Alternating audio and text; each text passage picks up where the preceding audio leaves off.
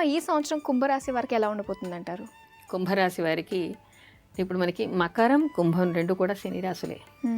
కానీ మకరానికి ఏమో ఏలినాటి శని ప్రభావం, కుంభరాశి వారికి మాత్రం ఏకాదశంలో ఉంటాడు. రాస్యాధిపతి ఏకాదశంలో ఉండటం, ద్వితీయ లాభాధిపతి అయినటువంటి గురువు వీళ్ళకి భాగ్యస్థానంలో ఉండటం మంచి ఫలితాన్ని ఇస్తుంది. వీళ్ళకి అంటే మిగతా మనకి మిథున రాశికి కుంభరాశికి ఇంచుమించుగా మంచి ఫలితాలు ఉన్నాయి. వీళ్ళకి ఏదైనా కూడా కృషికి తగినటువంటి ఫలితాలు పొందేటువంటి అవకాశం, ఆ తర్వాత విద్యార్థులకి కూడా కృషికి తగినటువంటి ఫలితం వచ్చేటువంటి అవకాశం, పెట్టుబడులు పెట్టేటువంటి వాళ్ళకి కూడా వాళ్ళకి ఇదివరకు చేసినటువంటి కృషికి లాభాలు వచ్చేటువంటి అవకాశం, ఇదివరకు రావాల్సినటువంటి డబ్బులు కానీ పెద్దల నుంచి రావాల్సినటువంటి ఆస్తులు కానీ వచ్చేటువంటి అవకాశం, ఇవన్నీ కూడా వీళ్ళకి అనుకూలంగా ఉన్నటువంటివి. అందుకని కుంభరాశి వాళ్ళకి ఈ సంవత్సరం బాగుందనే చెప్పుకోవాలి. మొన్నటి వరకు జన్మరాశిలో వాళ్ళకి మొన్నటి వరకు రేపు ఆగస్టు 17 వరకు కూడా జన్మరాశిలో కేతు ఉంటాడు కాబట్టి అప్పటి వరకు కొంత ఒత్తిళ్ళు ఉంటాయి. ఆగస్టు 17 తర్వాత వీళ్ళకి కొంత అనుకూలంగా ఉంటుంది. అయితే విద్యార్థులకు చూసుకున్న, వృత్తి వ్యాపారం పట్ల చూసుకున్న అందరికీ కూడా లాభదాయక బాగానే ఉంది. ఆరోగ్యం పట్ల ఎలా ఉండబోతుంది? ఆరోగ్యం పట్ల కూడా వీళ్ళంతగా చింతపడవలసినటువంటి అవసరం లేదు. కాకపోతే మనం ఆహార విహారాల్లో ఎప్పుడైనా కూడా జాగ్రత్త వహించాల్సింది, శని బాగున్నా లేకున్నా కూడా. మనశ్శాంతిగా ఉండడానికి ఎలాంటి పరిహారాలు చేసుకుంటే మంచిదంటారు? వీరు ముఖ్యంగా కాలభైరవ అష్టకం చదువుకోవడం చాలా మంచిది, శివాలయ దర్శనం చేయడం మంచిది, దుర్గాదేవి పూజ చేయటం చాలా మంచిది.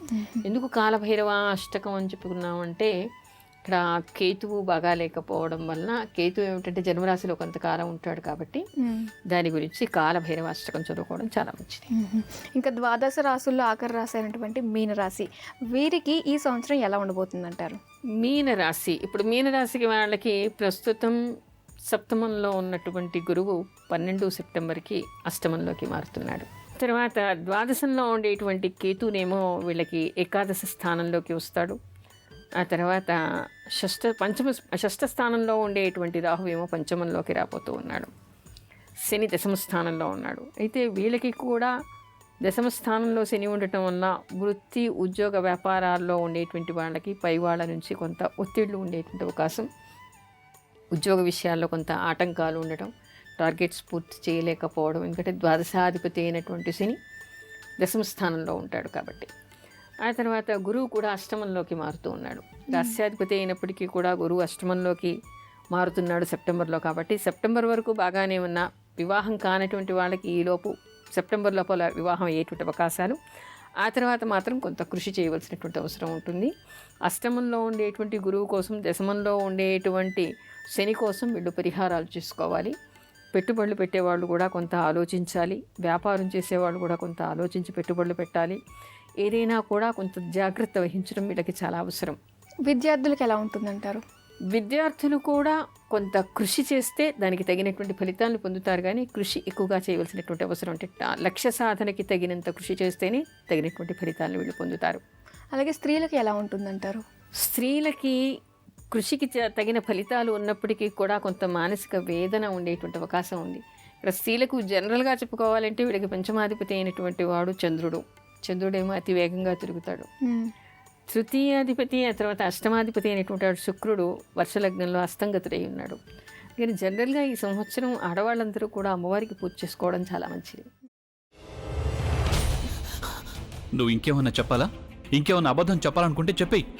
నేను చూడాలనుకుంటున్నాను నన్ను మోసం చేయడానికి నువ్వు ఎంత నీచానికి దిగజారగలవు అని.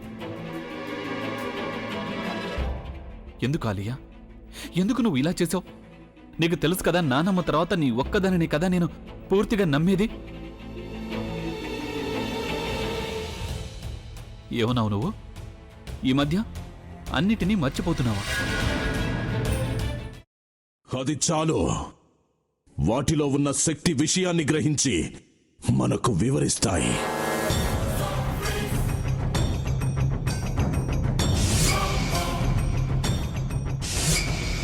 ఎవరు ఆ దండ విప్పొద్దు, గది తలుపులు తెరవద్దు.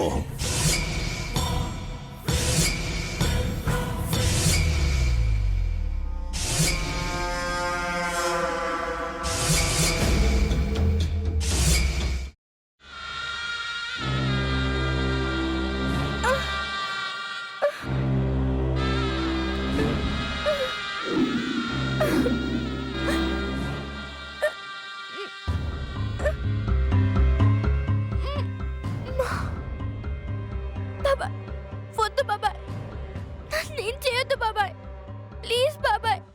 నీకు నిజం తెలిసినప్పుడే నా ఆలోచనలో నువ్వు చచ్చిపోయావు. అబ్బా ప్లీజ్ కొంచెం తినండి ప్లీజ్. భీమారావు గారు, మీరా? ఇగో మీరా కాదు సక్కుబాయ్. అవును, మీ పనామే లేచిపోయిందని చెప్పి కంప్లైంట్ ఇచ్చినావు కదా. రేయ్, ఆయన కంప్లైంట్ ఇచ్చింది లేచిపోయిందని కాదు, కనిపించడం లేదు అని. అట్లానా? సరే మేడం. ఇడియట్. ఆ వంట మనిషి పేరేంటన్నారు? రత్తాలు మేడం. ఏం పెద్ద మంచి, నీ వంట మంచిని కూడా మేడం అని పిలుస్తావా? రేయ్ హాఫ్ బ్రెయిన్,